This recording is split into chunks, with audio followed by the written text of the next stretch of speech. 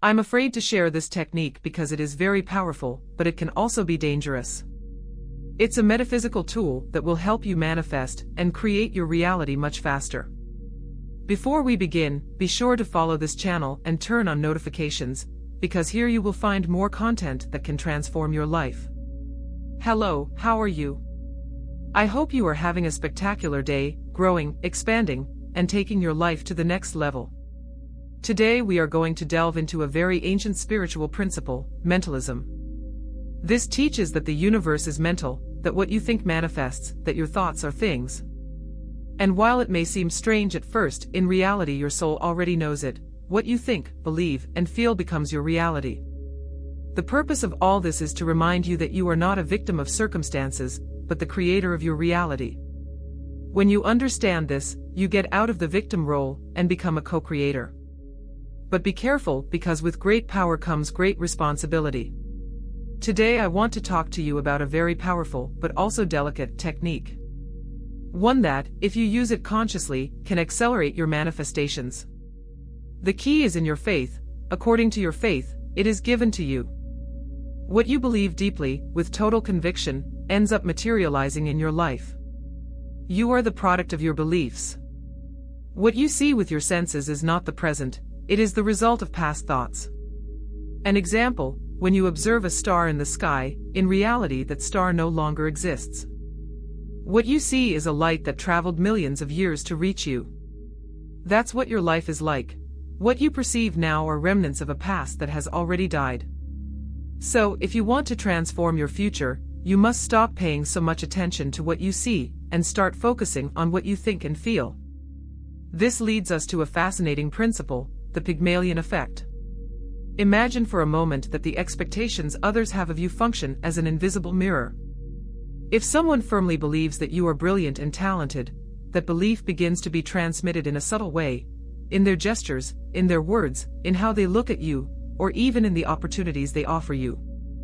Without realizing it, you begin to adopt that role, to boost your confidence, to act with more security, and to demonstrate abilities you might not even have known you had. But the opposite also happens. When someone perceives you as incapable, limited, or destined for failure, that vision is projected onto you. It can be reflected in constant criticism, in doubts disguised as advice, or in looks that say more than 1,000 words. And if you are not aware of it, you can end up accepting those projections as part of your identity. Unintentionally, you start to perform less, to self-sabotage, to confirm the idea that others have of you. The power of this principle is that it not only shows how much others influence us, but also how much we can influence the lives of others. A teacher who believes in the ability of their student, a leader who trusts their team, or even a friend who encourages you to follow your dreams, can completely change your destiny. In other words, the way someone perceives you can become the seed of what you end up manifesting in your reality. Jesus knew this, that's why he said, "Go and tell no one," after a miracle. His words were not a coincidence or a simple gesture of humility, they were applied spiritual wisdom. He understood that when someone received a healing or a profound change, they were still in a fragile stage, like a newly planted seed. If that person ran to tell their circle, the first thing they would receive was a look of doubt, disbelief, or even ridicule. And those looks have power, because they are not just opinions, they are projections loaded with energy. When people who have known you all your life see you under the label of sick, weak, or limited, that vision acts as an anchor that can drag you back to your previous state. Think about this, someone who was identified for years as the one who is always sick, or the one who never has luck, upon healing or achieving a change, carries with them that burden of collective projection. And if their environment does not update the image it has of them, that invisible pressure can make them fall back into the same pattern. That's why Jesus recommended silence. Not because the miracle was not real, but because it needed time to settle in the mind and heart of the person who received it. Only when the new identity was firm could nothing, and no one take that transformation away from them.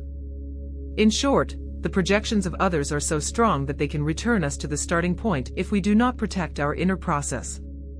The question is, how do you use this to your advantage? It's very simple. In your visualizations, include people who truly love you, who want the best for you.